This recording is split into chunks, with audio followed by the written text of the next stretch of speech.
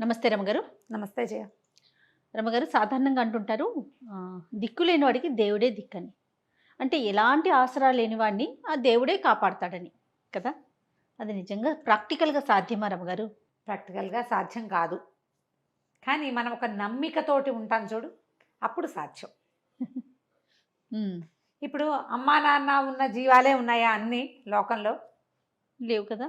అమ్మా, నాన్నలు లేకుండా అమ్మా, నాన్న నుంచి తప్పిపోయినవో, బయటికెళ్ళిపోయినవో, బలవంతంగా తీసుకెళ్ళిపోబడినవో, ఏదైనా ప్రమాదానికి లోనైనవో జంతుజాలము బతికేస్తుంది.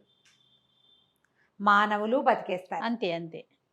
ఏదో ఒక సమస్యలో ఇరుక్కుని పేరెంట్స్ నుంచి సెపరేట్ అయిపోయిన వాళ్ళు, వాళ్ళంతట వాళ్లే పారిపోయిన వాళ్ళు, వీళ్ళే వదిలేసిన వాళ్ళు, వీళ్ళు కొట్టుకు చచ్చి పిల్లలు అలోలక్షణాన్ని అఘోరించేవాళ్ళు, వాళ్ళకు కూడా ఏదో ఒక ఆసరా లభిస్తుందమ్మా. ఏదో ఒక రూపంలో వస్తుందంటారా? నారు పోసిన వాడు నీరు పోయకుండా ఉండడు. నాకెవడు చేస్తాడు, నన్ను ఎవడు చూస్తాడు అని ప్రశ్నిస్తూ ఉన్నామనుకో, మనకి ఎవరు దొరకపోవచ్చు, దొరికిన దాన్ని కూడా అది భగవంతుడని మనం నమ్మకపోవచ్చు. మనం నమ్మం. మనకేదో సహాయం వచ్చింది, నేను అదేదో బ్రహ్మాండం పగలదీసా కాబట్టి ఇది వచ్చింది అనుకుంటాం. అది నిజంగా దేవుడని మనం నమ్మలేకపోతాం. కానీ అలా కాకుండా నేను ఎవ్వరికీ ఏ అపకారం చేయలేదు, నాకు రావాల్సిన భగవంతుడు సహాయం చేయనే చేస్తాడు అని ఏ సహాయము ఆశించకుండా తమ దారిన పని తాము చేసుకునే వాళ్ళని వెనకాల ఒక చెట్టు నీడ కాపాడుతూనే ఉంటుంది. దేవుడు సహాయం ఖచ్చితంగా చేస్తాడు నాకు ఏదో ఒక రూపం. ఇవాళ చేయకపోతే రేపు, రేపు కాకపోతే ఎల్లుండి అని నమ్మేవాడికి సహాయం లభిస్తుంది. తిరగబడేవాడికి కూడా లభిస్తుందమ్మా. మన చూడు, సహాయం అంటే ఏమిటి? ఏదో ప్రమాణ పగలు తీసి ఒక వస్తువు తీసి ఇవ్వడమా కాదు.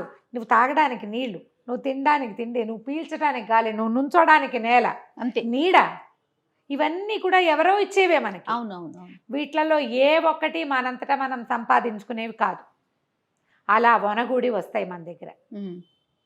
ఇవన్నీ నువ్వు సంపాదించుకుంటావు. తిండి నీళ్లు సంపాదించుకోవాలి. మరి గాలి అది సంపాదించుకోమే, అది మనం సంపాదించుకోం. ఉంటుంది సహజంగా, అది సహజంగా ప్రకృతిలో ఉంటుంది. నీకు ఎన్నాళ్ళు ఊపిరిలుంటే అన్నాళ్ళు నీ వంతు ఊపిరి నీకు ఇస్తూనే ఉంటాడు భగవంతుడు. నువ్వు ఎంత చేసుకొస్తే అంత. అవునా కాదా? ఇది మెట్ట వేదాంతంగా తోస్తుంది. సరిగ్గాను మనం ఆలోచిస్తే, మనం గట్టిగా ఆలోచిస్తే ప్రాణాయామాల్లో ఒక విధానం ఇది. నువ్వు ప్రాణాయామాన్ని కూర్చున్నావు, నీకు ఏ సహాయము లభించట్లేదు, నిన్ను ప్రజలు అర్థం చేసుకోవట్లేదు అనిపిస్తోంది నీకు. ఒక్క 5 నిమిషాలు ఆలోచించు. చిన్నప్పటి నుంచి నీకు ఎన్నిసార్లు హెల్ప్ లభించింది, ఎన్నిసార్లు నువ్వు హెల్ప్లెస్గా ఉన్నప్పుడు ఎవరో ఒకళ్ళు వచ్చి నీ పక్కన నుంచున్నారో గుర్తు చేసుకుంటే నువ్వు లెక్క పెట్టలేవు తెలుసా, ప్రతివాడును. అదేవిధంగా లెక్కపెట్టు, నువ్వు ఎన్నిసార్లు సహాయం చేసావు నీకే తెలుస్తుంది. అప్పుడు నువ్వు ఎవ్వరికీ ఏ సహాయమూ చేయలే, అయినా దేవుడు నీకు గాలి ఇస్తూనే ఉన్నాడు. ప్రపంచానికి నువ్వే మేలు చేయలేవు, ఓ మొక్క పెట్టావు, ఓ బావి దవ్వలా, ఓ ఎవరికి సహాయం చేయలే, అయినా నీ వంతు గాలి, నీకు కావలసిన నీడ భగవంతుడు ఇస్తూనే ఉన్నాడు. అవునండి. ఇలా ఆలోచిస్తే ఎంత బాగుంటుందో. ఒక చిన్న చందమామ కథ ఉంది, సాధు రక్షణ అని. భగవంతుడు సాధువుల్ని రక్షిస్తాడు, ఎవ్వరికీ ఏ కీడు చెయ్యని వాళ్ళని. వాళ్ళ కర్మవశాత్తు ఏదైనా ప్రమాదానికి లోటైనా అతను లాగుతాడు బయటికి. వాళ్ళ చిన్న కథ చాలా బాగుంటుంది, పిల్లలకి తప్పకుండా చెప్పాలి. మనం కూడా మన గుండెల మీద మనం చెయ్యేసుకుని, మనం ఎవ్వరికీ ఏ కీడు చేయలేదు. ఒకవేళ నా వల్ల ఏదైనా తప్పు జరిగితే, దేవుడా నేను ఈ తప్పు చేశాను, నన్ను క్షమించు, నా వల్ల ఎవరికి కీడు జరిగిందో వాళ్ళకి నేను మేలు చేస్తా ఈసారి అని ప్రామిస్ చేసుకో. నువ్వు సాధువు అయిపోతావు, నిన్ను రక్షిస్తాడు భగవంతుడు. సాధు రక్షణే భగవంతుని యొక్క తక్షణ కర్తవ్యంగా ఉంటుంది. ఎంత బాగుంటుందో కథ. పూర్వం ఒక పట్టణానికి దగ్గర ఒక పెద్ద మర్రి చెట్టు ఉండేదట ఊరి బయట. దాంట్లో పెద్ద తొర్ర ఉండి, ఆ తొర్రలో భరద్వాజ పక్షి ఒకటి గుడ్లు పెట్టిందట. భరద్వాజ పక్షి అంటారు, భరత పక్షి భరద్వాజ పక్షి అని చెప్తారు, పెద్ద పక్షి అన్నమాట. అయితే ఈ భరద్వాజ పక్షి ఉన్న చెట్టు దగ్గర ఒక లేడి ఒకటి అమాయకంగా గంతులేస్తూ తిరుగుతూ ఉండేది. అది మందలోంచి విడిపోయింది. ఆ పక్కనే ఉన్న చెరువులో నీళ్లు తాగి అక్కడక్కడ గడ్డి మేసి వచ్చి ఈ చెట్టు దగ్గర తిరుగుతూ ఉండేది. లేళ్ళు నడుస్తూ కదులుతూ ఉంటాయి, చీకటి పడ్డాక పడుకుంటాయి. అయితే ఈ పక్షి ఏం చేసింది, ముందు గుడ్లు పెట్టింది. గుడ్లు పిల్లలయ్యాయి. గుడ్లు ఉన్నన్నాళ్ళు ఏం చేసేది, ఆ గుడ్ల మీదే కూర్చుని ఉంటుంది తల్లి, అంతే కదా, పొదుగుతూ ఉంటుంది. అవును. గుడ్లు పిల్లలు అయ్యేసరికి పిల్ల అవ్వగానే దానికి ఆహారం కావాలి. ఈ పక్షులు రోజు ఆహారానికి పరిగెడతాయి. ఇది ఆహారానికి వెళ్ళినప్పుడు అక్కడక్కడ కనపడిన వేటగాళ్ళని చూసి ఇటు వచ్చి, ఈ లేడీ చెప్పింది తినేస్తాం, జాగ్రత్తగా ఉండు, నేను వచ్చేటప్పుడు చూసిన వేటగాళ్ళు ఎవరైనా నిన్ను చూస్తే నిన్ను పట్టేస్తారు, ముందు కొట్టేస్తారు, పట్టేయడం సంగతి ఎట్లా ఉన్నా, పట్టేది ఎందుకు, కొట్టడానికే కాదు, జాగ్రత్తగా ఉండు, ఇలా అన్ని చోట్ల ఓపెన్ ప్లేసుల్లో తిరగబోక అంది. అయితే ఈ లేడీ సన్నగా నవ్విందిట. నవ్వి పిన్ని అందనమాట. రాస్తారు చందమామ కథలో అది.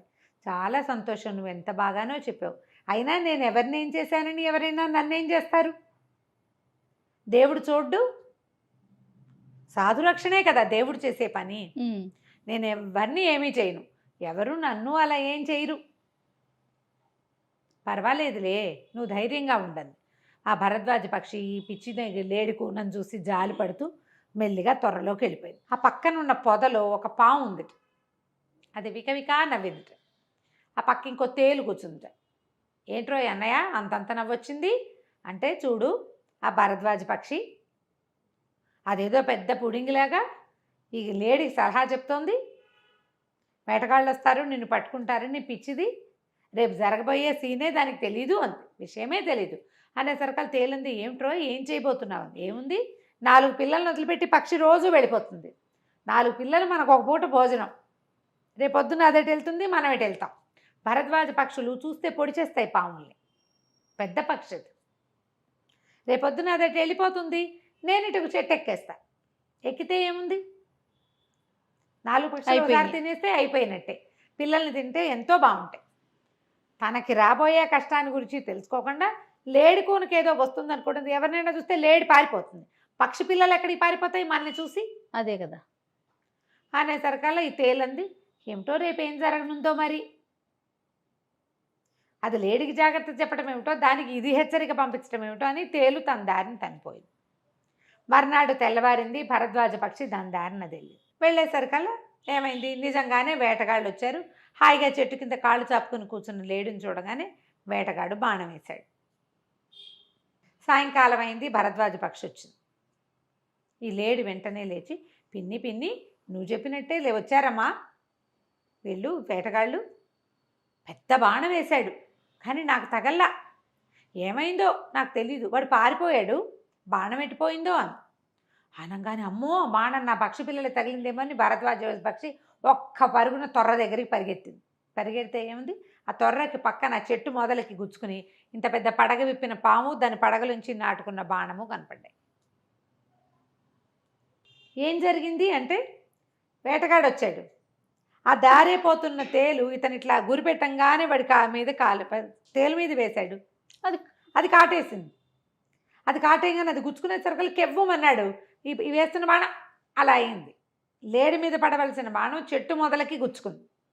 ఆ మొదట్లో అప్పుడే పైకి పాకుతూ పడగ విప్పి పాకుతున్న పాము పడగలు దిగిపోయింది. అది పాము పోయింది, పక్షులు రక్షింపబడ్డాయి, లేడీ రక్షించబడింది. ఎలా, తేలు వలన, తేలు వల్ల, ఆ తేలు రూపంలో. ఇప్పుడు తేలుకి భక్షితో కానీ పాముతో కానీ వీటితో లేడీతో కానీ పోనీ ఆ వేటగాడితో కానీ దానికి ఏ సంబంధము లేదు. భగవంతుడు దాని రూపంలో వీటిని రక్షించాడు.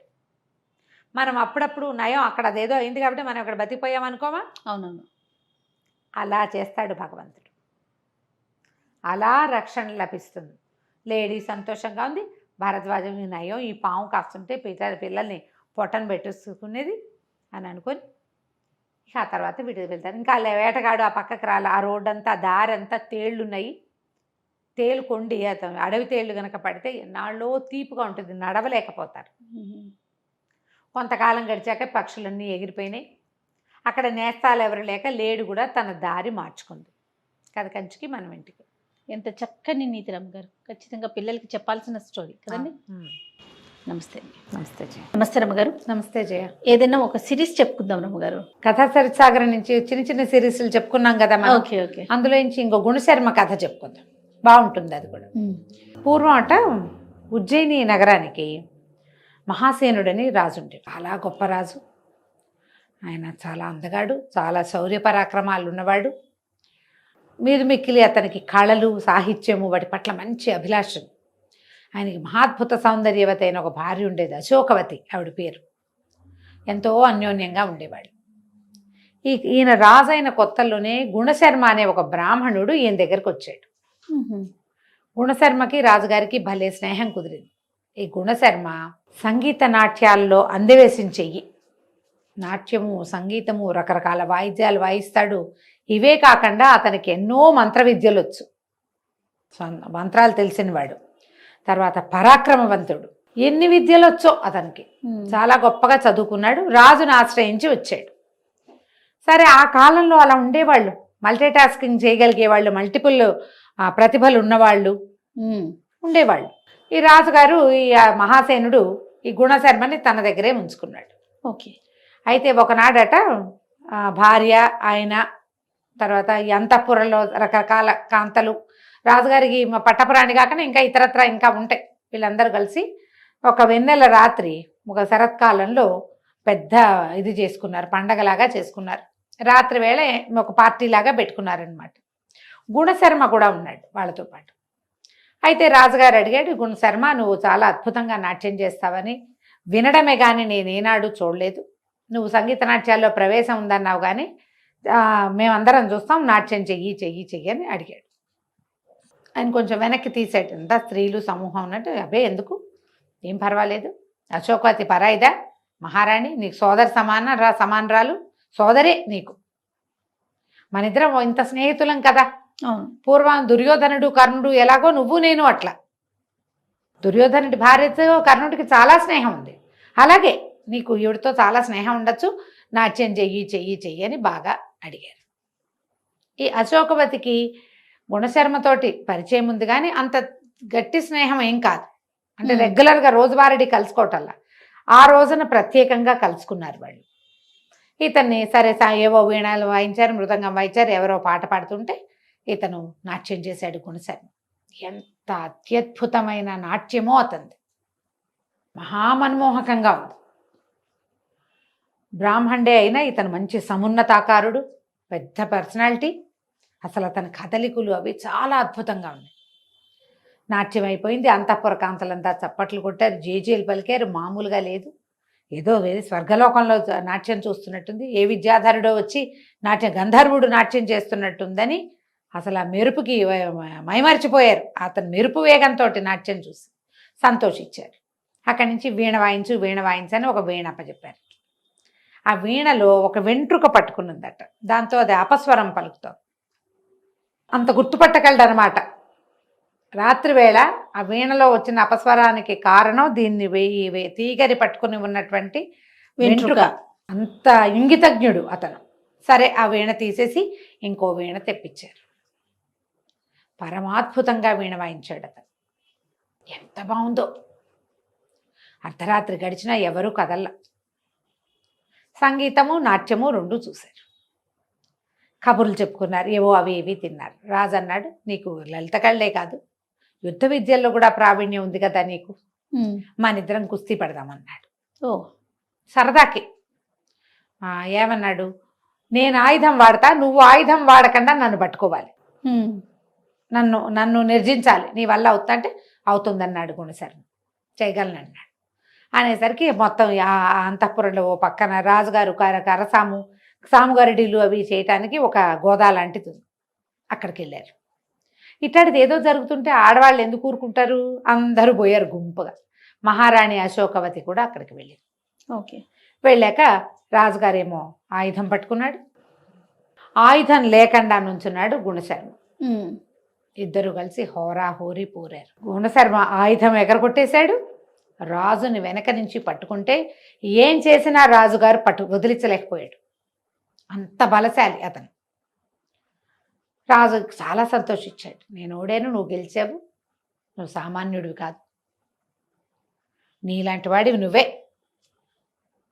ఎంత బాగా చేసావో అని తెగ మెచ్చుకున్నాడు. ఓకే, బాగుంది. ఆ రాత్రి గడిచింది. ఈ మొత్తంలో తెల్లవార్లు గుణశర్మ వీళ్ళతోటే ఉన్నాడు. మర్నాడు పొద్దున రాణిగారు అశోకవతికి ఏం చేస్తున్నా గుణశర్మే కదులుతున్నాడు కళ్ళల్లో. అతను అంత వ్యామోహపరిచేశాడు ఆవిడ్ని. ఎలాగైనా ఈ గుణశర్మని తన వశం చేసుకోవాలని పుట్టింది ఆవిడకి. ఇప్పుడు కథల్లో, కొత్త కథల్లో ఫ్రెండ్స్ భార్యాభర్తల మధ్యలోకి రావటం చూస్తామా? ఏనాటి కథ చేయ చూడండి.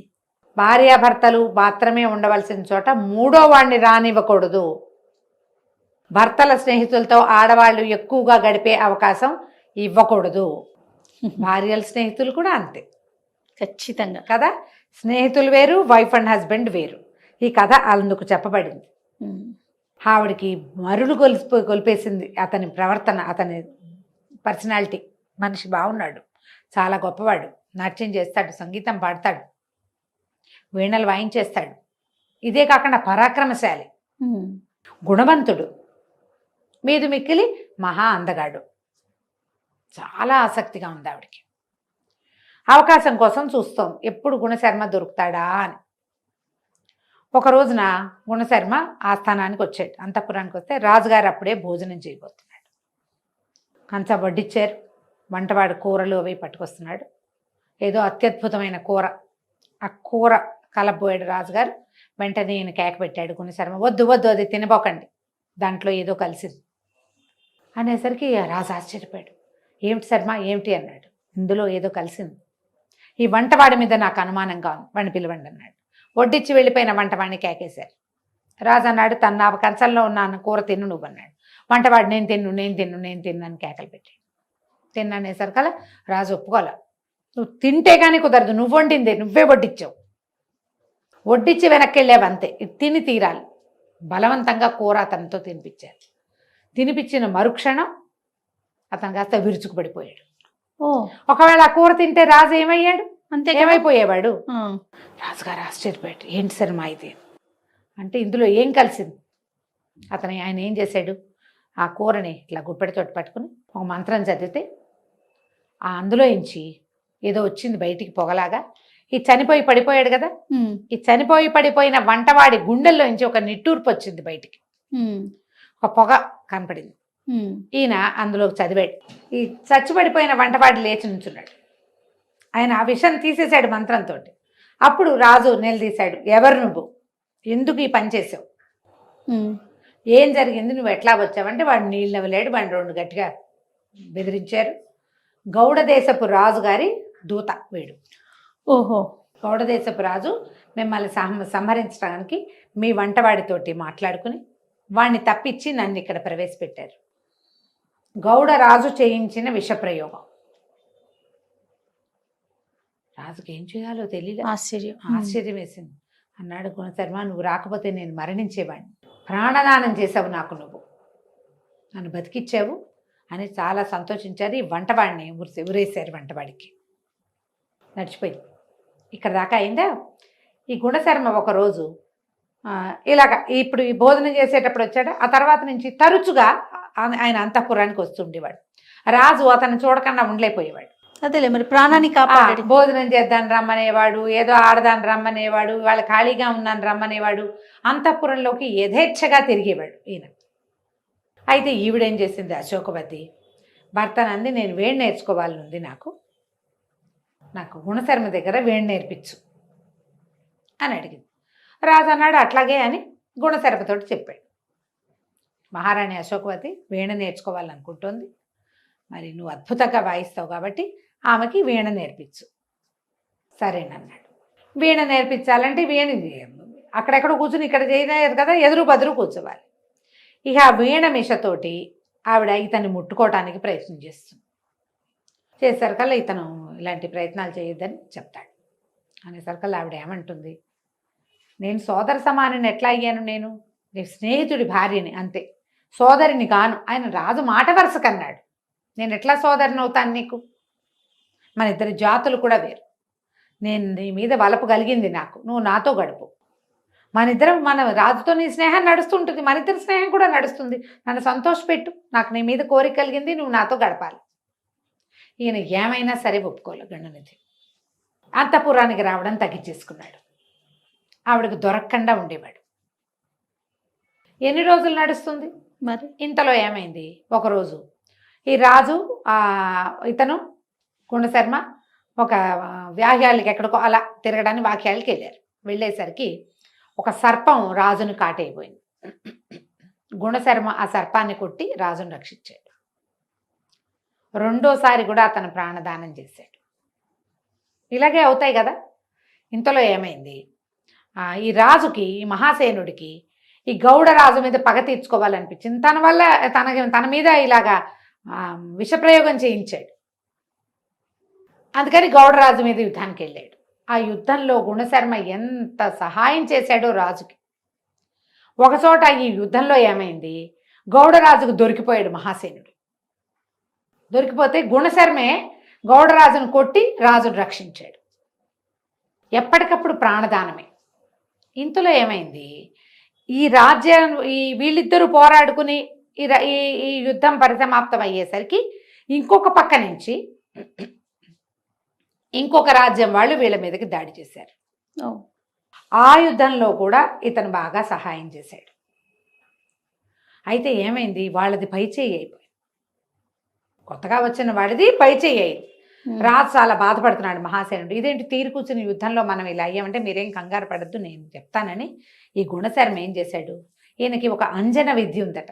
ఆ అంజనం ఒంటికి రాసుకుంటే ఎవ్వరికీ కనపడరు, మాయమైపోతారు. ఆ అంజనం రాసుకుని వెళ్ళి అవతల శత్రురాజు ఉన్నాడు కదా, యుద్ధానికి వచ్చాడు. అతని గుడారంలోకి వెళ్ళిపోయి మహాసేనుడిని విడిచిపెట్టు, పంచభూతాలు నీకు చెప్తున్నాయని మనిషి కనపడకుండా మాట చెప్తే నమ్ముతారు కదా. అవును, గట్టిగా ఆయనకి చెప్పాడు. చెప్పేసరికల్లా ఆయన తెల్లవారేసరికల్లా యుద్ధం మానేశాడు. మేము యుద్ధం మానేస్తున్నాము అని వీళ్ళకి కబురు చేశారు. మేము వెళ్ళిపోతాం, యుద్ధం చేయదలుచుకోలేదు, భగవంతుడు ఆజ్ఞ అయింది. రాత్రి ఆజ్ఞ చేసింది ఎవరు, గుణశర్మే. ఇక రాజు ఎంత సంతోషించాడో, తనకు అన్ని గుణశర్మ వల్ల మంచి జరుగుతుంది. సంతోషంగా ఉన్నాడు. కానీ అశోకవతి సంతోషంగా లేదు. ఆవిడికి ఎలాగైనా ఇతనిని లొంగ తీసుకోవాలని ఉన్నది.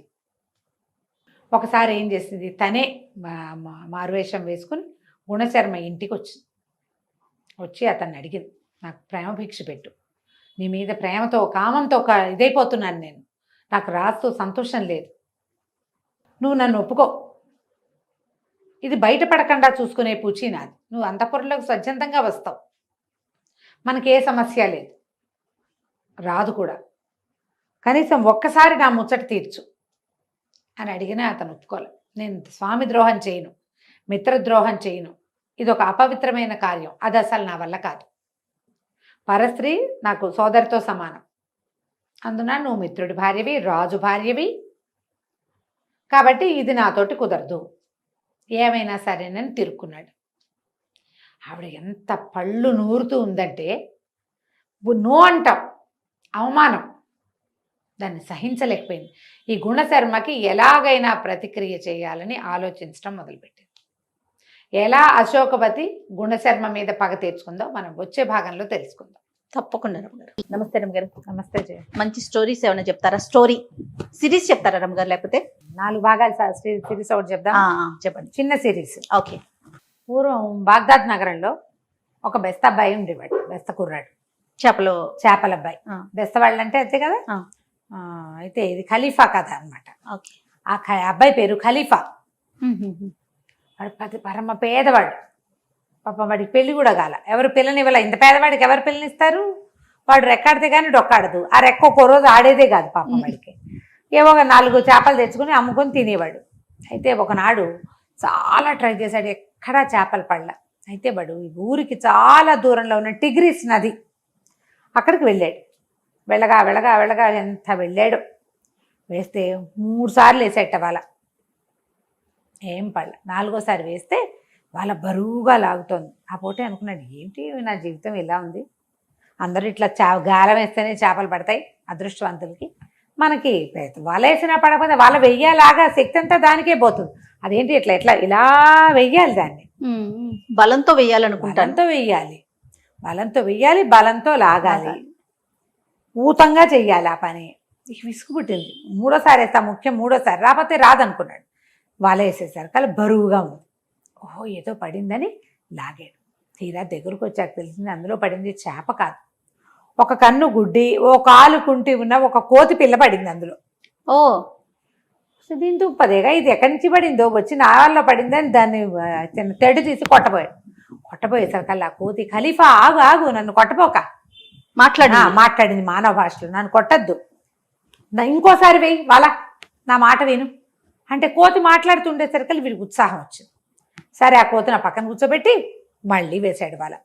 ఈసారి ఇంకా బరువుగా పడ్డాయి చేపలు, ఇంకేముంది ఇదేదో చెప్పింది అనుకున్నాడు. ఈసారి అందులో ఎంచి ఓ చిరిగిన చొక్కా వేసుకుని కాళ్ళకి మూతికి రంగు వేసుకున్న ఒక కోతి పిల్లబడింది. ఇంకో కోతి మూతికి రంగు ఉంది, దానికి కాళ్ళంతా రంగు ఎర్ర రంగు వేసుకుంది, చిరిపోయిన చొక్కా ఒకటి వేసుకుంది, అది చొక్కా ఉంది దాని ఒంటి మీద. ఇదేమిటి ఊళ్ళో ఉన్న కోతులన్నీ నదిలోనే పడ్డాయా, ఇట్లా దొరుకుతున్నాయని దాన్ని తెగ తిట్టాడు ఆ ముందు గుడ్డిదాన్ని. ఏమిటి నువ్వు వెయ్యి అన్నావు, వేస్తే ఇది ఇంకోటి వచ్చింది, ఇంకో కోతి మాస్టి కోతి ముష్టి కోతి అని తిట్టేసరికల్లా ఈ చిరిపోయిన చొక్కా వేసుకుని కోతంది, బాబా అట్లా కాదు, నా మాట విను, ఖలీఫా కొట్టపోక ఇంకొక్కసారి వెయ్యను.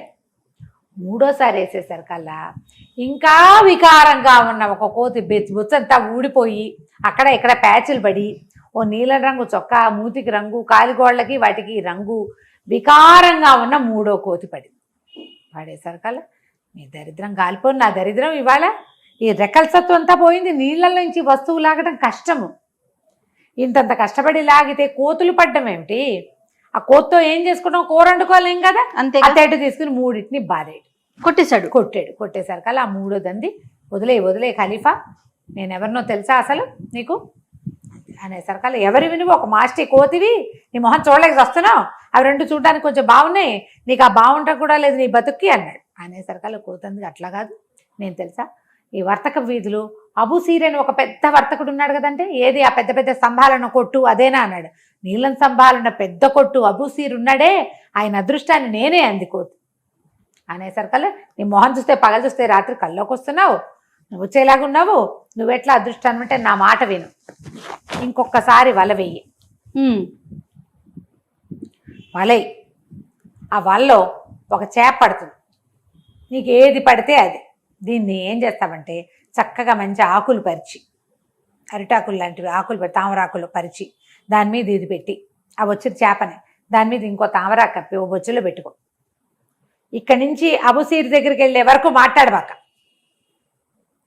అది ఆయనకు చూపించు, ఇది ఎవరికైనా చూపించావా అంటాడు, చూపించలేదండి మీకోసమే తెచ్చానని చెప్పు, రూపాయి ఇస్తానంటాడు బంగారం, నేను ఒక దినారం ఇస్తాడు వద్దను, 2 ఇస్తాడు వద్దను, 5 ఇస్తానంటాడు వద్దను, 10 ఇస్తానంటాడు వద్దను, ఏమనాలి మరి అంటాడు, నీ అదృష్టాన్ని నాకు ఇది ఇస్తున్నట్టుగా ప్రమాణం చేయి చాలు అని చెప్పు, అప్పుడు వాడి అదృష్టాన్ని అయిన నేను నీ పరం అవుతాను, వాడికి రోజుకి 10 నాణేలు 10 దినారాలు వచ్చే అదృష్టాన్ని నేను అని చెప్పింది కోతి. చెప్పేసరికల్లా బాగుందిగా ఐడియా, సరే ఏం చేశాడు మరి మీ ముగ్గురిని ఏం చేయనన్నాడు, మా ముగ్గురిని ఎత్తి నీళ్ళలో పడి నువ్వు ప్రమాణం తీసుకొచ్చుకో, వాడి అదృష్టాన్ని నీకు బదలాయించినట్టు, బదలాయించగానే నీకు రోజుకు 10 నాణాలు వచ్చేలాగా చేసే పూచి నాది అంటే. సరే ఆశ పుట్టింది వీడికి, అబూసీర్ చాలా పెద్ద వ్యాపారస్తుడు, సరేననుకున్నాడు. ఈసారి 4వసారి వేసేసరికల్లా ఒక బ్రహ్మాండమైన చేప పడింది, దానికి బంగారు పొలుసులు రెక్కలు ఉన్నాయి, విశాలంగా ఇట చేపకి చిన్న రెక్క లాంటిది ఉంటుంది కదా, అవేమో పెద్ద పెద్దవి ఉన్నాయి, చిట్టి ఉంటాయి చేపలకి, ఇంత ఉంది, కళ్ళు వజ్రాల్లాగా మెరుస్తున్నాయి, నీలము బంగారు రంగు కలిసిన రంగులో మెరుస్తుంది. ఆశ్చర్యపోయాడు, అమ్మో ఇలాంటిది చేపను చూశాను ఎప్పుడైనా నేను నా జీవితంలో, మా నాన్న తాత కూడా ఎప్పుడూ చెప్పలా. సరే ఇది అబూసీర్కి ఇవ్వాలి. ఏం చేశాడు, ఆ కోతులు 3 ఎత్తి నీళ్ళలో పడేసాడు, డిగ్రీస్లో పడేసేసి ఒక పెద్ద తామరాకు పరిచి ఒక బొచ్చలో ఈ చేపను దాని మీద పెట్టి దాని మీద ఇంకో తామరాకు కప్పి ఒక గుడ్డ కప్పి దాన్ని నెత్తి మీద పెట్టుకున్నాడు, పాటలు పాడుకుంటూ బయలుదేరాడు. మధ్యలో ఎందరో కనపడ్డారు, పల్లకరిచ్చినా మాట్లాడలే, కోతి చెప్పింది కదా మాట్లాడొద్దని, అట్లా పోయాడు. వెళ్ళగా అబూసీర్ దగ్గరికి వెళ్ళాడు. ఆయన ఏదో వ్యాపారం చేసుకుంటున్నాడు, పెద్ద కొట్టు, ఎన్ని రకాల సామాన్లు ఉంటాయి.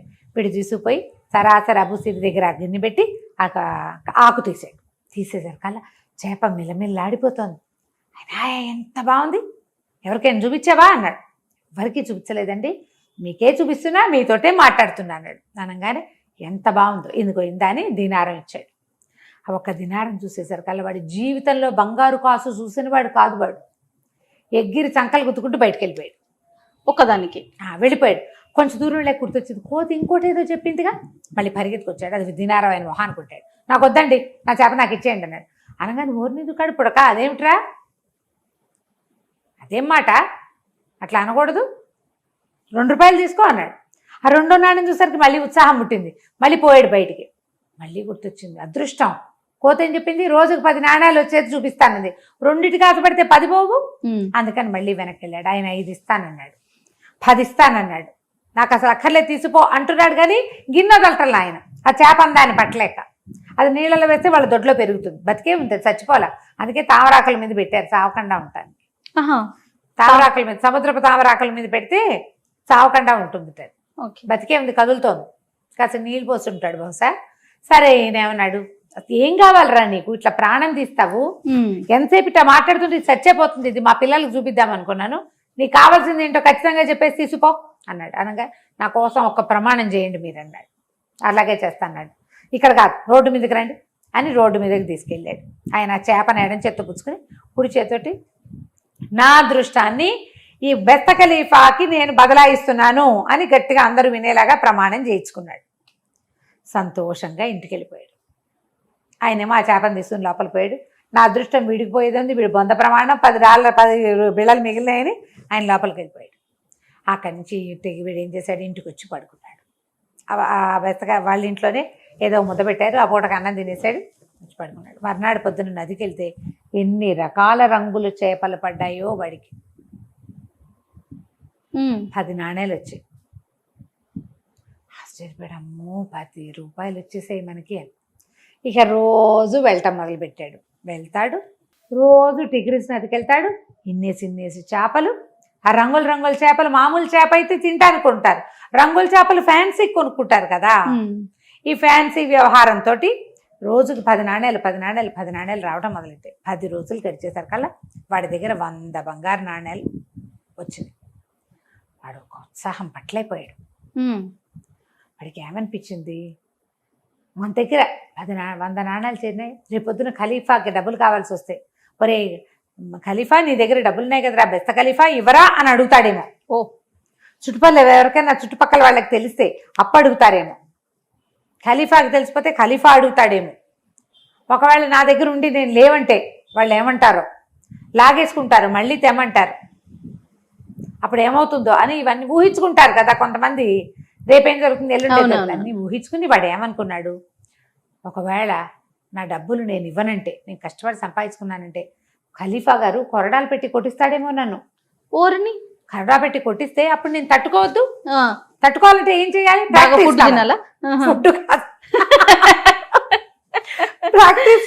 చేద్దాం. అందుకని ఏమనుకున్నాడు, ఒక కొరడా తెచ్చుకున్నాడు. కొరడా తెచ్చుకుని వాడే రాత్రిపూట 10 గంటలకు అన్నం తిన్నాక కొరడా పెట్టి ఫెడేల్మని కొట్టుకోవడం, బాబు నా దగ్గర లేవండి, డబ్బులు లేవండి అని ఒక కేక పెట్టడం, మళ్ళీ ఫెడేల్మని కొట్టుకోవడం. చుట్టుపక్కల వెళ్ళే వాళ్ళకి ఒక 5-6 కొరడా దెబ్బల తర్వాత వినపడింది.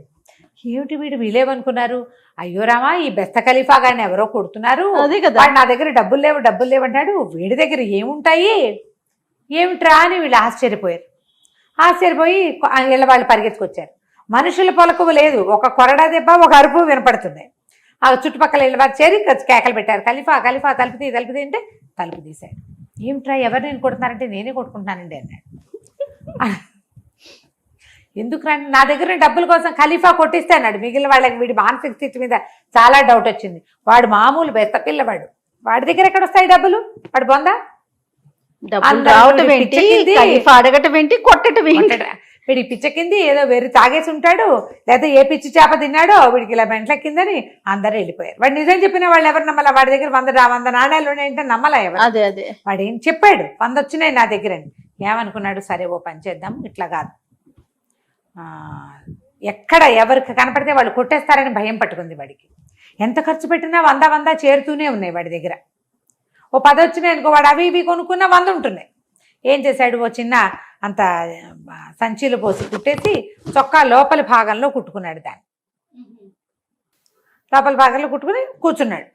ఓ పూట వెళ్తూ వస్తూ ఉన్నాడు అనమాట. సరే ఏమనుకున్నాడు, ఇవాళ కొత్తగా సంపాదించుకుందామని ఓ 2 రోజుల తర్వాత ఓ 2-3 రోజులు ఖాళీగా ఉండేవాడు, డబ్బులు ఉన్నాయిగా తింటూ ఉండేవాడు.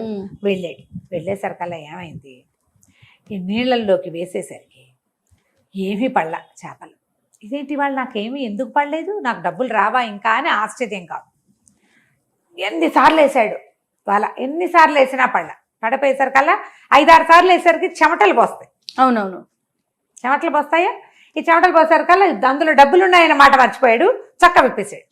ఓ, చొక్కా విప్పేసేసరికల్లా చొక్కా కిందకు వచ్చేసింది. ఈసారి వల విసిరి దాన్ని లాగే క్రమంలో ఈ కాళ్ళ దగ్గర ఉన్న చొక్కా కాస్త ఎగ్గిరెళ్ళి నీళ్ళలో పడింది. చొక్కా తీసుకునేందుకు వాడికి లభించలేదు అవకాశం. మళ్ళీ మళ్ళీ మళ్ళీ మళ్ళీ విసిరేస్తున్నాడు ఉద్రేకంతో ఆ చొక్కా కోసం. 5-6 సార్లు వేసేసరికల్లా బొక్క బోర్లా పడ్డాడు. ఈసారి ఏమైంది, ఆ వల వాడిని చుట్టుకుపోయింది. వల చుట్టుకుపోయి అప్పటికే 10-15 సార్లు వేసేసరికల్లా వాడి సత్తా అంతా పోయింది. భయం వేసింది, డబ్బులు పోయినాయని బెంగ వచ్చేసింది. తల్లకిందులైపోయి ఆ వల వాడంతా ఒళ్ళంతా చుట్టుకుపోయి స్పృహ తప్పిపోయి పడిపోయాడు. వీడి దగ్గర డబ్బులున్నాయని ఒక ఆత్రం ఆపుకోలేని తనం. తాపిగా రోజుకు 10 సంపాదించుకుంటూ ఇల్లు బాకిలు ఏర్పరచుకుంటే సరిపోయేది కదా, దాన్ని అరిగించుకోలేని మనస్తత్వం అన్నమాట. దాంతో పడిపోయాడు. దీనికి కథకి 2వ అంకం ఒకటి ఉంది. ఖలీఫా, ఇప్పుడు వీడేమో బెస్త ఖలీఫా కదా. ఖలీఫా గారికి ఏంటంటే ఆయన ఎక్కడికో ట్రిప్కి వెళ్దామని బయలుదేరాడు. హారూన్ అల్ రషీద్ ఖలీఫాగా ఉన్నారు, అప్పుడు రాజుగా ఉన్నాడు అనమాట. రాజు ఖలీఫా అంటే. అయితే ఏంటంటే ఆయన కాలంలో అల్కిర్నాస్ అని ఒక పెద్ద నగల వ్యాపారస్తుడు ఉండేవాడట. ఆయన ఏంటంటే అసలు ఈ హారూన్ అల్ రషీద్కి అంటే పెద్ద రాజుగారికి చాలా స్నేహితుడు. అప్పుడప్పుడు అప్పులు కూడా పెడతాడు రాజుగారిని చెప్పుకునేవాళ్ళట. ఓహో. అయితే ఆ ఊళ్ళోకి ఏదైనా కొత్త నగ, కొత్త వస్తువు, కొత్త విషయం వచ్చినా, కొత్త బానిసలు వచ్చినా ఫస్ట్ ఆయన దగ్గరికే వచ్చేది. అంత డబ్బున్నవాడు అనమాట. అయితే ఆయనకు అప్పట్లో ఒక చాలా అందగత్తె, చక్కగా సంగీత పాడే కుతుల్ కులుబ్ అనే ఒక అమ్మాయి బానిస పిల్ల ఆయన దగ్గరకు వచ్చింది. వస్తే ఆయన ఏం చేశాడు, ఆ పిల్ల సౌందర్యానికి మురిసి చాలా బాగా పాడుతోంది, ఖలీఫాకి సంగీతం ఇష్టమని ఆ పిల్లని ఖలీఫాకి కానుకగా పెట్టారు. అతను చేశాడు, అల్కిర్నాస్ ఇచ్చాడనమాట. ఇచ్చేసరికల్లా ఏమైంది, ఈ ఖలీఫా ఈ కుతుల్ కులుబ్ తాలూకు సంగీతానికి మైమరిచి మిగిలిన రాణుల దగ్గరికి వెళ్ళేవాడే కాదట. ఎంతసేపు ఈ పిల్లతోటే ఉండేవాడు పగలు రాత్రి. ఆయన పొద్దుపూట వ్యవహారాలు చూసుకునేవాడు, సాయంకాలం సంగీతం విని ఆ అమ్మాయితో కలిసి ఉండటం కోసం ఆ అమ్మాయి మందిరానికి వెళ్ళిపోయేవాడు ఆ బానిస పిల్లతోటి. రాణి జుబేదా గారికి చాలా కోపంగా ఉండేదట. ఏమిటి మేమందరం ఏం చెయ్యాలి, వంతులు వేసుకుని రావాలి తలా ఒకసారి, మా మొహాలు ఎవరు చూడకుండా వారాల తరబడి దాని దగ్గరకు వెళ్ళిపోతే మేమంతా ఏం చేయాలని మిగిలిన రాణుల్ని కూడగట్టుకుని ఆ మంత్రులు జాఫరు వాళ్ళందరినీ కేకలు పెట్టింది. ఈయన ఎక్కడికైనా తీసుకెళ్ళండి కనీసం అమ్మాయి మించి. ఆయన ఏంటంటే ఏ వెర్రి పెడితే ఆ వెర్రే ఖలీఫాకి. అక్కడికి వెళ్ళడం మొదలుపెట్టాడు, అలా వెళ్ళిపోతూ ఉంటాడు అనమాట. మధ్యలో ఏదైనా కొంచెం గ్యాప్ వచ్చింది అనుకో, గ్యాప్ మారుతాడు ఎంతో కొంత. కొన్నాళ్ళు వెళ్ళాడు, ఇక ఆపండి అని ఇవిడ కేకలేసరికి వీళ్ళంతా ఏమన్నారు ఆయన దగ్గరకు వచ్చి, అట్లా కాదండి కొంచెం ఇక్కడ ట్రిప్కి వెళ్దాం, ఈ మధ్యకాలంలో ఎక్కడికి వెళ్ళలేదు, ఓ బానిస పెళ్ళి వచ్చి మన స్నేహాలు విడగొడితే ఎట్లా, మనం ఊరు చూసి ఎన్నాళ్ళు అయింది, కొత్తగా తోటల్లో అన్ని పూతలు వచ్చి ఉంటాయి, వెళ్దాం వెళ్దాం వెళ్దాం అంటే సరే అందరూ వచ్చి చెప్పేసరికల్లా సరేనన్నాడు. ఓ గుంపుగా ఒక సమూహం కొంతమంది మన భటులు, నిగ్రో బానిసలు వాళ్ళతోటి బయలుదేరేసరికల్లా ఏమైంది, ఎక్కడికో వెళ్ళిపోయారు. ఆ గుర్రాలు ఎగురుతూ ఉంటే ఒక ఉత్సాహం వస్తుంది అనమాట. వెళ్ళగా ఏమైంది, దాహం వేయటం మొదలుపెట్టింది ఆయనకి. దాహం వేస్తుంది. క్రమంగా ఊరు దాటేశారు, ఎవ్వరూ కనిపించట్లా. అక్కడ ఒక పెద్ద మట్టి దిబ్బలాగా కనపడింది వాళ్ళకి. కనపడేసరికల్లా ఈయన అన్నాడు, తలా వైపుకి వెళ్దాము, ఆ మట్టి దిబ్బ మీద ఏదో కనపడుతోంది, అదేమిటో చూస్తాను అన్నాడు. అనేసరికల్లా మీరెటు వెళ్ళండి అన్నాడు. ఆయనకి ఏంటంటే తన వెనకాల ఎవరైనా నలుగురు వచ్చి తనకు సహాయం చేస్తే నచ్చదు, నేను అసహాయ సూర్యుడిని, నా దారి నేను చేసుకుంటానంటాడు. అందుకని ఏం చేశారు, తలా పక్కకి నీళ్ళకి వెళ్దామని 3-4 పోయారు. ఓ గుంపంతా అక్కడ ఉంది. దూరం నుంచి చూస్తూనే ఉన్నారు. ఈయనట వెళ్ళేసరికి పెద్ద మట్టి గుట్ట, ఆ గుట్ట మీద ఏదో చుట్టుకుని మానల్లే పడింది. కొంచెం దగ్గరికి వెళ్ళేసరికి జాఫర్ అన్నాడు, ప్రభు ఖలీఫా ఆయన వాడెవడో మనిషిలాగా ఉన్నాడండి అంటే, సరే నేను పోయి చూసేస్తా, నువ్వు రాబోకన్నాడు. ఆయన అట్లా నడుచుకుంటూ పోయేసరికి ఆయనకి ఏం కనపడింది, పెద్ద మట్టి దిబ్బ, దాని మీద ఒక చేపల వల్ల చుట్టుకుని అడ్డదిడ్డంగా పడిపోయి వెర్రుచూపులు చూస్తున్న బెస్త ఖలీఫా కనిపించారు. ఖలీఫాకి డబ్బులు పోయినాయని తెలిసిపోయింది, బెస్తవాడికి డబ్బు పోయింది అర్థమైంది. ఆ దుఃఖంతో ఆవేగంతో వాడు ఇంకా వెర్రెత్తిపోయి ఉన్నాడు. ఆ వల్ల ఇరుక్కుపోయాడు. వాడు ఇంకా దొరలేసి మొత్తం వాళ్ళంతా చుట్టేసుకున్నాడు. వెర్రి వాలకం పడింది. డబ్బు సంపాదించేటప్పుడు ఒకటి ఉంటుంది, పోగొట్టుకున్నప్పుడు ఇంకో వెర్రిగా ఉంటుంది. అవునవును. వీడి దగ్గరికి వెళ్ళేసరికల్లా ఈయనకి తెలిసింది ఎవరు నువ్వు ఏంటి అనేసరికల్లా ఆవిడకి ఏం డౌట్ వచ్చింది. బెస్తవాడికి మతిపోయి ఉన్నాడు, వాడు డబ్బులు పోయినాయి, ఎవడరా నువ్వు అని కేకలు పెట్టాడు. ఆయన ఏం చేశాడు, సరే ఓడదీద్దామని కొంచెం విడదీశాడు. విడదీసేసరికల్లా వీడు వచ్చినవాడు పెద్దవాడు గొప్పవాడు అలాంటి ఊహలు రాల. నా బట్టలేవి అని చూసుకున్నాడు, చొక్కా లేదు, చొక్కా పడిపోయింది కదా, నా చొక్కా ఏది అని అక్కడి నుంచి ఈయన చూసి ఏమనుకుంటాడు, సన్నాయి వాయించేవాడు అనుకున్నాడు, భజంత్రి వాడు అనుకున్నాడు రాజుగారిని చూసి. అయ్యో, ఆయన ఫుల్గా బుగ్గలు నిండుగా ఉండి మూతి కొంచెం చిన్నది. అయితే మాత్రం ఎవర్రా నువ్వు భజంత్రి వాడా, నా డబ్బులు నువ్వు కాజేసావా, నా బట్టలు నువ్వు కాజేసావా, ఈ గుడ్డేసుకున్నావు, ఇది ఎక్కడిది. ఆయనకి ఇంత ముఖమల్ల అంగరఖ ఒకటి ఉంది. ఆయనకి పిచ్చ నవ్వొచ్చింది. ఆయనకి అలాంటివి ఏమైనా వింటే మహా సరదాగా ఉంటుంది. పోనీలే పాజిటివ్గా తీసుకుంటాడు. ఆయనకి పగలబడి నవ్వొచ్చేసింది. సరిగ్గా హాత్ తేరి నవ్వుతావా, నా గుడ్డ లాగేసావు, నా బట్టలు కాజేసావు, నా డబ్బులన్నీ కాజేసావు, ఏవి తీ నా డబ్బులు అన్నాడు. నా దగ్గర డబ్బులు లేవన్నాడు. ఈయన డబ్బులు లేవంటే తీ విప్పు, చొక్కా విప్పేయంటే చొక్కా విప్పేయడం మరీ సరదా. ఆయన ముఖమల్ల అంగరఖ తీసేసాడు. ఈ అంగరఖ వేసుకున్నాడు. పై చొక్కా లేదు, వచ్చిన గోచి మాత్రమే ఉంది. వేసుకున్నాక ఇదేమిటి ఇంత బారుంది, నా చొక్కా ఎంత మంచిది, వాడు వేసుకునేది ఇంత చొక్కా ముష్టి చొక్కా, అది మంచిది ముఖమల్ల అంగరఖ కంటే. ఒక అందులో డబ్బులు ఉన్నాయి కదా, ఆయన దగ్గర ఇంత పిడివాకుంది, అది తీసుకుని కింద తక్క కోసేశాడు. ఆ ముఖమల్ల అంగర ఇంత పొడుగుంది, అది అంగరఖాలంటే ఇంచుమించు ఓవర్ కోట్ లాంటిది కదా, వీడు మోకాళ్ళ దాకా కోసేశాడు, కాళ్ళకి అడ్డం పడుతుందని. అక్కడి నుంచి నువ్వేంటి బూరా బుత్తే నీకేమొస్తుంది, భజంత్రి వాడా నీకు అని అడిగాడు. అడిగేసరికల్లా ఆయనకి పక్కపక్క నవ్వొచ్చింది. ఆ నెలకు 10 దినారాలు ఇస్తారులేనండి. చిచ్చి 10 దినారాలండి, మనకు రోజుకే 10 దినారాలు వస్తాయి. వీడు రోజుకు 10 చొప్పున 10 రోజులు సంపాదించాడు. నువ్వు నాతో ఉండు, నీలాగా హట్టాకట్టాగా ఉన్నవాడు ఒకటి దొరికితే కనుక మనం చక్కగా వలేసి చేపలు పెడదాం, నీకు చేపలు పట్టడం నేర్పిస్తా, వచ్చా నీకు అన్నాడు. వాడు రాదన్నాడు. ఖలీఫా గారు నాకు రాదన్నాడు. అంతేగా, నేను నేర్పిస్తా.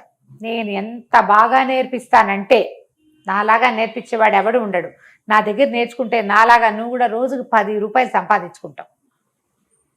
ముందు కొద్ది రోజులు నా దగ్గర పనిచేయి, రోజుకు 2 ఇస్తా. ఆ లెక్కైనా నీ నెల 10 దినారాలు జీతం కంటే నేను ఇచ్చేది ఎక్కువ, బోళ్ళంత ఇస్తాను, సరేనా అన్నాడు. ఆయనకి మంచి ఉత్సాహం వచ్చింది. ఇప్పుడు చేపలు పడ్డం నేర్చుకోవాలి ఖలీఫా గారు, సరేనన్నాడు. అక్కడి నుంచి వాలేస్తే సరే చేపలు పడ్డాయి, రంగులు రంగులు చేపలు పడేసరికి వాడు బుట్టలో పోసాడు. బుట్టలో పోసి ఏమన్నాడు, ఈ బుట్ట నెత్తి మీద పెట్టుకున్నాడు నా వెనకాల ఖలీఫాని. ఆయనకి పిచ్చి పిచ్చి నవ్వొచ్చేస్తోంది. వీడు తనని రాజుగా గుర్తిస్తే వీడి ధోరణి ఇంకోలా ఉంటుంది. పైగా వీడు ఏదో వెర్రెత్తిపోయి ఉన్నాడు. వాడు ఏమిటంటే తన డబ్బులు పోయాయి, తన చేపలు పోయాయి, తన అదృష్టం పోయిందేమోనన్న భయంలో ఎదురుగుండా ఉన్న మనిషిని గుర్తించే ధోరణి కూడా లేదు. ఆయనంత ఖరీదైన బట్టలు వేసుకుంటే అవేవో పిచ్చిగుడ్డలు అనుకుంటున్నాడు. పిచ్చితనంలో ఉన్నాడు. సన్నాయి వాయించే వాళ్ళ బట్టలుగా భావిస్తున్నాడు, రాజుగారి బట్టలుగా భావించట్ల. అక్కడి నుంచి ఏం చేశాడు ఈయన, పరిగెత్తుకుంటూ గట్టి కొట్టెక్కేసాడు. ఎక్కేసేసి ఇక నవ్వుకుంటూ పరిగెత్తేసరికి అక్కడ ఉన్న వాళ్ళంతా ఆశ్చర్యపోయారు. వీడు మంచినీళ్ళు అడిగాడు ఈయన ఖలీఫా. మంచినీళ్ళు కనపడేది టిగ్రిస్ నది కాదా, నువ్వేంటి ఇలా అడుగుతున్నావు, నీకు అది కూడా తెలియదంటే ఈయన పోయిన నదిలోకి వెళ్ళి మంచినీళ్ళు తాగొచ్చాడు. పరిగెత్తుకుంటూ వెళ్ళేసరికి జాఫరు వాళ్ళంతా చాలా మంది ఉన్నారు. ఆయన మంత్రి, తర్వాత ఏమో వెనకాల ఉండే దండనాయకుడు. ఏం ప్రభు అంత బాగా నవ్వుతున్నారు ఏంటంటే, ఒరే ఆ కింద ఒక బెస్తవాడు ఉన్నాడు, వాడి దగ్గర ఎన్ని చేపలు ఉన్నాయో అన్ని చేపలు పెట్టండి, చేపకు 1 దినారం చొప్పునిస్తా, వాడి దగ్గర ఒక్క చేప మిగలకూడదు, వాడిని కొడతారో కోస్తారో ఏం చేస్తారో తెలియదు, పట్టుకొచ్చేయండి అన్నాడు. ఆ బుట్ట అక్కడ పారేసి పరిగెత్తాడు కదా. సరే ఈయన పైకి వెళ్ళిపోయాక సైనికులంతా వాళ్ళందరికీ ఆశ పుట్టింది, ఒక్కొక్క దినారం ఒక్కో చేప కంటే ఏముంది, మొత్తం సైనికులంతా కిందకి పరిగెత్తారు. పరిగెత్తి అక్కడి నుంచి వాడి దగ్గర నుంచి గుప్పెళ్ళతోటి పుచ్చేసుకున్నారు. వాడు వల్ల వేసిన చేపలన్నీ వీళ్ళు లాగేశారనమాట. ఆఖరిగా ఈయనకి జనానా దగ్గర నిలబడే నీగురో వాడు ఒకడున్నాడు ఆయనతో పాటు.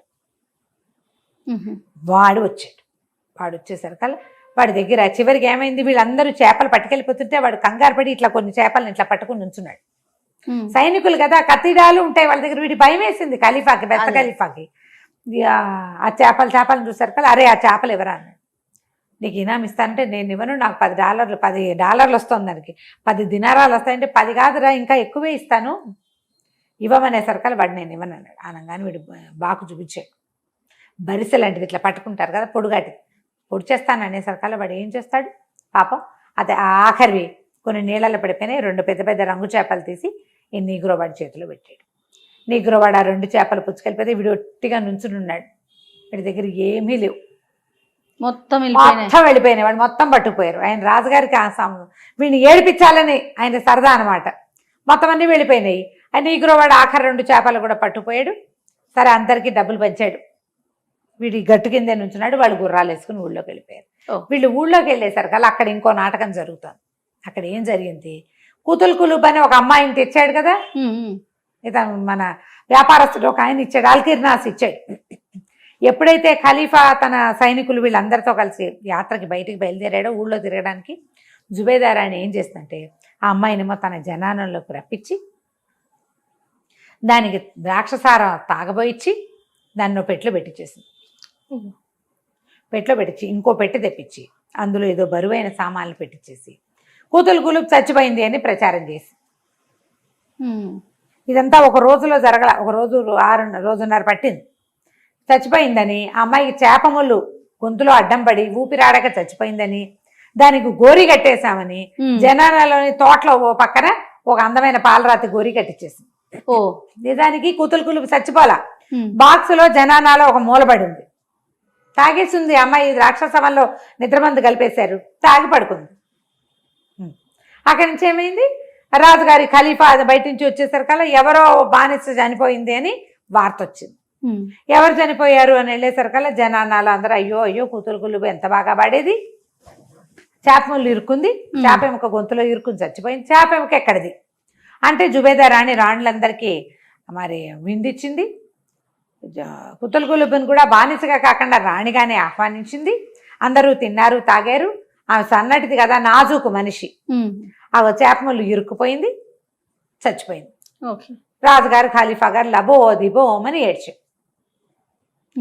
ఏడ్చేసరికల్లా సరే వీళ్ళంతా అన్నారు అసలు అమ్మాయి సమాధి దగ్గరికి వెళ్ళి చూద్దామని సమాధి దగ్గరికి వెళ్తే అక్కడ ఏంటంటే దుఃఖం మనాయించడం కొన్ని రోజులు ఉంటుంది, దుఃఖపు దినాలు, విచారపు దినాలని ఒక 3 రోజులు 5 రోజులు ఉంటుంది. ఈయన చాలా దిగులుగా ఉన్నాడు. ఆ పిల్ల సంగీతము, దాని అందము, దాని నాజుకు మర్చిపోలేకపోతున్నాడు. రాండి అనుకుంది ఇంకో 2 రోజులు పోతే ఆయనే మర్చిపోతాడు. ఏదైనా కొత్త గోల్లో పడి ఆయన గోల అది కొత్తది ఏదైనా వస్తే ఇది మర్చిపోతాడు. 2-3 రోజులైనా ఆయన అందులో నుంచి బయటికి రాలి. 3 రోజులు అయిపోయింది, ఏడు మొహం పెట్టుకునే ఉన్నాడు.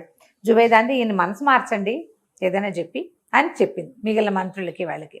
జావేద్ అన్నాడు, ప్రభు ఎన్ని రోజులు ఇలా బానిస పిల్ల కోసం దుఃఖిస్తారు, పాపం అమ్మాయి చిన్న వయసులో తను ఆయువు తీరిపోయింది, ఉండిపోనివ్వండి, ఏదైనా వినోదం కోసం ఏదైనా చేద్దాం, మీ మనసు కొంచెం మారుతుంది, చెప్పండి మీకేం చేయమంటారు చెప్పండి, వినోదం కోసం ఎక్కడికైనా వెళ్దామా, ఎవరినైనా పిలుద్దామా, ఏదైనా వింటారా అంటే ఈయన గుర్తొచ్చింది. అరే ఆ రోజు బెస్త ఖలీఫా దగ్గర నుంచి చేపలని లాక్కొచ్చాం కదా, వాడిని పిలిపించండి, వాడి సంగతి చూద్దాం. అక్కడి నుంచి ఏం చేశాడు, ఇక్కడ ఉన్న వాళ్ళకి ఏం చెప్పాడంటే శిక్షలు మన దగ్గర ఉండేవి మామూలుగా 50 కొరడా దెబ్బలు, 100 కొరడా దెబ్బలు, కొరత వేయటం, ఇట్లా శిక్షలన్నీ కొన్ని చీటీలు రాయమన్నాడు. అక్కడి నుంచి డబ్బులు 0, 1, 2, 3 అట్లా దినారాలు చీటీలు రాయండి అన్నాడు. ఈ చీటీలన్నీ రాసి పక్కన పెట్టండి అని ఆ బెస్త ఖలీఫాని పిలిపిస్తే వాడికి వస్తూనే నీగ్రవాడు కనపడ్డాడు. అరే నా దగ్గర డబ్బులు చేపలు తీసుకున్నావు, డబ్బులు ఇస్తానో నాకేమీ ఇవ్వలేదురా దుర్మార్గుడా, అంటే నీకు ఎందుకు, ఖలీఫా దగ్గరికి వెళ్ళు, నీకు కావాల్సిన ఇస్తారన్నాడు. లోపలికి ప్రవేశపెట్టారు. వీడు లోపలికి రాగానే తన శిష్యుడైన భజంత్రి వాడిని గుర్తుపట్టాడు. ఖలీఫాని చూసి భజంత్రి వాడు అనుకున్నాడు కదా, ఊరిని భజంత్రి వాడా నా బుట్టెత్తుకుని పారిపోయావు కదరా, నా చేపలన్నీ పోయినాయి అని కేకలు పెట్టాడు. రాజుగారికి విపరీతంగా నవ్వొచ్చింది. వీడికి కాసేపటికి అర్థమైంది, వీడు భజంత్రివాడు కాదు, నేను పొరపాటు పడ్డాను, ఈ మొత్తం ఉన్న జనం అంతా ఆయన మాట వింటున్నారు అని అర్థం. ఆయన ఖలీఫా అని అర్థమైంది. కొంచెం బిక్క చచ్చిపోయాడు, ఏం చేయాలో తెలియలే, ఏం చేయాలో తెలియకపోతే ఈయన మంచి సరదా వచ్చింది. సరదా వచ్చి ఒక ఆట ఆడుకుందాం, అక్కడ నాదొక చేపలు పట్టడం నేర్పించావు కదా, ఇక్కడ నీకు ఇంకొకటి నేర్పిస్తాను, ఈ చీటీలు ఉన్నాయి, చీటీలో ఏదొస్తే అది ఇస్తాను నీకు అన్నాడు. అనేసరికల్లా మొదటి చీటీ తీయగానే 50 కొరడా దెబ్బలు వచ్చింది. అయ్యో, వీడు 50 కొరడా దెబ్బలు తిన్నాడు. వీడు ఇంతకుముందు ప్రాక్టీస్ చేశాడు. అయ్యో నాకు ముందే తెలిసింది, దొంగ కోతి నాకు అబద్ధం చెప్పింది, అదృష్టం వస్తానంది, కొరడా దెబ్బలు ఇప్పుడు బాధపడకుండా అలవాటు చేసుకోవడం కోసం నేను ముందే చేసుకున్నానని 50 కొరడా దెబ్బలు తిన్నాడు. అక్కడి నుంచి ఇంకో చీటీ తీయమన్నారు. ఇంకో చీటీ తీయమంటే ఒక బంగారు దినారం వచ్చింది. దినారం ఇచ్చారు. 50 కొరడా దెబ్బలకి 1 దినారమా, అయ్యో రామా నా దగ్గర 100 పోగొట్టుకున్నానంటే ఇంకో చీటీ తీరా ముచ్చే 3వ సారి అన్నారు. వాడు 3 సార్లు తీసి చేస్తాడు కదా అన్ని పనులు, చేసేసరికి 0 వచ్చింది. ఇక నీకు ఇచ్చేది లేదు చచ్చేది లేదని రాజుగారు పక్కపక్క నవ్వుతూ ఈ దినారం ముచ్చుకుని బయటికి పొమ్మన్నారు. పొమ్మనేసరికల్లా బయట ఉన్న నీగ్రో వాడు ఏమిచ్చాడు ఖలీఫా నీకు ఏమిచ్చాడు 50 కొరడా దెబ్బలు ఇచ్చాడు, అసలు సగం నువ్వు తీసుకో, ఇగో ఈ బోడి దినారం నాకెందుకు అని చెప్పేసి ఆ దినారాన్ని ఎత్తి నీగ్రో మీదకి విసిరుకొట్టాడు. నీగ్రో వాడికి చాలా జాలేసింది. అయ్యో పాపం వాడి చేపలన్నీ తీసుకుని మనమంతా డబ్బులు తీసుకున్నాం కదా, నాకు కూడా 2 దినారాలు వచ్చినాయి అని చెప్పి ఏమనుకున్నాడు, ఆ ఫ్రెండ్స్ అందరికీ అరే కేకలు పెట్టాడు, అరే వీళ్ళందరూ వీడికి ఏమన్నా ఇద్దానరా అంటే చాలా వచ్చినాయి చేపలు, తలా 1 దినారం వేసి అదొక 100 దినారాలు అయింది. ఆ 100 ఒకటి చేతిలో పెట్టాడు. చేతిలో పెట్టి ఇవి పట్టుపోరా అనేసరికల్లా ఆ 100 ఒకటి చేతితో పుచ్చుకుని మెల్లిగా బయటికి వెళ్ళిపోయాడు. కూతులు కులుపుని బాక్స్లో పెట్టారు కదా జుబేదా రాణి గారు, ఆవిడ ఏం చేసిందంటే ఆవిడ దగ్గర ఉన్న నల్లటి నీగురో బానిసని అరే దీన్ని తీసుకెళ్ళి బజార్లో ఎక్కడైనా అమ్మేసేయండిరా అని చెప్పేసరికల్లా బజార్లోకి ఇచ్చేశారు. బజార్లోకి వెళ్ళిపోయింది అది. ఈ నీగురో బానిస వాడి దగ్గర వాడి దగ్గర నుంచి నాణ్యాలు చేపలు తీసుకున్నామని 100 నాణ్యాలు ప్లస్ వాడు 1 నాణ్యం 101 వాడి చేతిలో పెట్టి వెళ్ళరా బాబు అని పంపించాడు. వృధాగా కొరడా దెబ్బలు తిన్నాడు రాజుగారి సరదా కోసం అని చెప్పి ఇచ్చాడు. వీటి డబ్బులు పుచ్చుకుని వెళ్తుంటే ఒక చోట ఒక ముసలివాడు ఒక పెద్ద చెక్క పెట్టని పెట్టుకుని దాని పక్కన కూర్చుని దాన్ని వేలం వేస్తున్నాడు. పాడండి ఇది మామూలు పెట్టె కాదు, దీంట్లో మహత్తర శక్తులున్నాయి, మహత్తరమైన బంగారం ఉందో వెండి ఉందో బట్టలున్నాయో ఎక్కడ ఏమున్నాయో తెలీదు, పెట్టెకి బీగం వేసింది, జుబేదా రాణి గారి మందిరం నుంచి వచ్చింది కాబట్టి తప్పకుండా ఖరీదైన వస్తువులే ఉంటాయి, మీకేం నష్టం రాదు, రూపాయి నష్టపోరు, పాడండి అంటే మనవాడు కొంచెం ఉద్రేకి కదా ఈ బెస్త ఖలీఫా అక్కడ నుంచున్నాడు. పాడాడు. నుంచుంటే అందరు పాడుతున్నారు రూపాయి 2 3 4 5 11 16 అని 100 అన్నారు. 100 అన్నాక వీడి గుర్తొచ్చింది, తన దగ్గర ఒక 100 ఒక నాణ్యం ఉన్నాయి, 101 అన్నాడు. ఉద్రేకి ఆలోచించాడు వాడు, ఆలోచించకుండానే ఇట్లా చేసుకున్నాడు. 101 అనగానే గంట కొట్టేశారు కదా. ఏం చేస్తాడు, అప్పటిదాకా వాడి జీవితంలో ఎప్పుడూ 100 నాణ్యాలు కంటితో చూసిన వాడు కాదు వాడు. ఇంకేం చేయలేక ఆ 101 నాణ్యాలు వాళ్ళ చేతిలో పెట్టి ఆ పెట్టె మోసుకుంటూ ఇంటికి తెచ్చుకున్నాక వాడికి ఏమనిపించింది, నాకు పోతే ఏం చెప్పింది, అదృష్టం రోజు 10 చొప్పున ఇస్తానంది, 100 పోయింది, 100 వచ్చింది 100 పోయింది, కానీ మళ్ళీ ఇవాళ 100 వచ్చింది, 100 పోయిందంటే మళ్ళీ ఇప్పుడు ఇంక వస్తుందన్నమాట, గ్యారంటీగా ఇందులో ఏదో ఉంటుందని పెట్టని తీయడానికి ప్రయత్నం చేశాడు. రాల. సరే అన్నం తిందామని ఒక ముద్ద తెచ్చుకుని కూర్చునేసరికల్లా ఈ పెట్లో ఇంచి ఆ పిల్ల కాస్త మెలకు వచ్చింది. కూతురు కులుపుకి మెలకు వచ్చింది. సారా తాగిచ్చారు కదా, ఆ సారా మత్తు దిగేసరికల్లా అది అటు ఇటు కదిలి పెట్టని తోయటం మొదలెడుతుంది. కడిలిపోయాడు. భూతప్రేత పిశాచాలు ఏవో ఇందులో బంధించి ఆ తర్వాత దీన్ని ఇచ్చేసి ఉంటారని కేకలు పెట్టాడు. ఏమనుకున్నాడు, ఇప్పుడు ముందు దీన్ని తీయాలంటే సుత్తి శానం కావాలి, పెట్టె పగలు కొట్టాలి, అవి శబ్దాలు చేస్తున్నాయి భూతాలు, వాటి విముక్తంగా కల్పిస్తే బాగుంటుందని కేకలు పెట్టి అయ్యా బాబు ఎవరన్నా సహాయం చేయండి, సుత్తి ఇవ్వండి, శానం ఇవ్వండి, భూతాలు ఉన్నాయి పిశాచాలు ఉన్నాయని నడిచేసరికల్లా చుట్టుపక్కల ఇళ్ళ వాళ్ళంతా లేచారు. ఏమిట్రా నీ గోలంటే, మా ఇంట్లో భూతప్రేత పిశాచాలున్నాయి, సుత్తి శానం ఇవ్వండి వాటిని పోగొట్టుకుంటానంటే వీడి గోలమండ. సుత్తి శానంతో భూతప్రేతాలను ఎట్లా పోగొడతాడు, పెట్టుంది అనే పాయింట్ చెప్పటల్లా వాడు. భూతాలు ప్రేతాలు అంటాడు, సుత్తి శానం అంటాడు. సరే సుత్తి శానం పడేశారు. వీడు పోయి లోపలికి వెళ్ళి తలుపేసుకున్నాడు. అందరు ఎవరి దారం తలుపులు వేసుకుని పడుకున్నారు. లోపలికి వీడేం చేశాడు, సుత్తి పెట్టి అది పగలగొడితే లోపల చూస్తే ఏముంది, మహాద్భుత సౌందర్య రాశిగా ఉన్న ఓ పిల్ల ఉంది లోపల. దాన్ని లేవదీశాడు. నిర్ఘాంతపేట నువ్వు భూతానివా దయ్యానివా పిశాచానివా అన్నాడు. ఓ నాయన అదేది కాదురా, నా పేరు కూతులు కులువు, నేను ఒక బానిసని, నేను ఇట్లా అమ్మారని తన కథ అంతా చెప్పింది. ఆకలి ప్రాణం పోతుంది, ఏమైనా ఉన్నాయా, ఏమున్నాయి వీడి దగ్గర, ఉన్న ఒక ముద్ద వీడు తినేశాడు. నా దగ్గర ఏమి లేవు. డబ్బులు ఉన్నాయని, డబ్బులు ఎక్కడివి, 101 నాణ్యాలు పెట్టి నేను కొంటికి కదా, నేను కొంటేనే ఇంకా నా దగ్గర డబ్బులు లేవన్నాడు. నాకు ఆకలిస్తుంది, ఎలాగా ముందు దాహం వేస్తుందండి. అక్కడి నుంచి వీడికి అన్నీ ఓసారి ఆలోచించండి, దాహం వేస్తుందండి అనగానే పెద్ద పెద్ద కేకలు పెట్టి మంచినీళ్ళు ఇవ్వండి అంటే ఇంటి చుట్టుపక్కల వాళ్ళంతా తలా 2 తిట్లు తిట్టి మంచినీళ్ళు పోసారు. కొన్ని నీళ్ళ కూజ ఇచ్చారు, నీళ్లు తాగింది. 10 నిమిషాలు కూర్చున్నాక ఆకలంట మొదలుపెట్టింది. డబ్బులు ఉన్నాయా అంటే డబ్బులేవి. అక్కడి నుంచి మళ్ళీ కేకలు పెట్టాడు, ఆకలి చచ్చిపోతున్నాం, ప్రాణం పోతుంది, ఏదైనా ఉంటే పడేయండి అంటే చుట్టుపక్కల వీళ్ళ వాళ్ళంతా రాత్రి 11 గంటలకు ఏముంటుంది, తలా ఒక ముద్ద వేశారు. సరే ఇద్దరు కలిసి కూర్చుని తిన్నారు. తిన్నాక ఈ అమ్మాయి ఏమంది, ఓ పని చెయ్యి, సరే ఈ అమ్మాయి కథ అంతా చెప్పింది కదా, చెప్పి ఖలీఫా నన్ను కనుక అక్కడికి చేర్చావంటే ఖలీఫా నీకు డబ్బిస్తాడంటే వీడంటాడు బెస్త ఖలీఫా. ఖలీఫా అంటే ఎవడో అనుకోకు, వాడు నా దగ్గర చేపలు పట్టుకోవడం నేర్చుకున్నటువంటి భజంత్రి వాడే. వాడికి నేనే నేర్పించాను. అక్కడికి వెళ్ళాక అంతా ఖలీఫా ఖలీఫా అని వాడి మాట వింటాననేసరికల్లా తెగ తిట్టింది అమ్మాయి.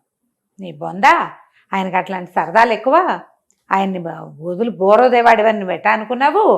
ఈ వెకిలి మాటలు మానేయి, ఇట్లా పిచ్చివాగుడు బాగకూడదు, నీ బుర్ర పనిచేయదా? అంతమంది సైనికులు ఉన్న దాంట్లో భజంత్రి వాడు ఎందుకుంటాడు, ఆలోచించవా నువ్వు అని తిట్టింది. సరే ఇద్దరు కలిసి తిన్నారు కదా, ఇప్పుడు పడుకుందాం, రేపు పొద్దున్న చూసుకుందాం అనుకున్నారు. రాత్రి పడుకున్నారు. పడుకున్నాక ఈ అమ్మాయి ఏం చేసింది, మర్నాడు పొద్దున నాకు నా మాట విను, నేను నీ ఉత్తరం రాసిస్తా. ఆల్కీర్నాస్ ఉత్తరం రాసింది. రాణి జుబేదా నన్ను ఇట్లా తాగిచ్చి పడుకోబెట్టింది, ఒక పెట్లో పెట్టారు, అది నా ఎవరో బెస్తవాడు కొన్నాడు, వాడి ఇంట్లో ఉండిపోయాను నేను అని చెప్పి ఆయనకి ఉత్తరం రాసి ఇచ్చేసరికల్లా ఆల్కిర్నాస్ ఇంట్లోకి ఎవరైనా వెళ్ళగలరు, ఖలీఫా దగ్గరికి ఎవరు వెళ్ళలేరు. అంతేగా. ఆ కాగితం జనానా చేతిలో పడిందంటే దీన్ని చంపేస్తారు ఇక్కడ.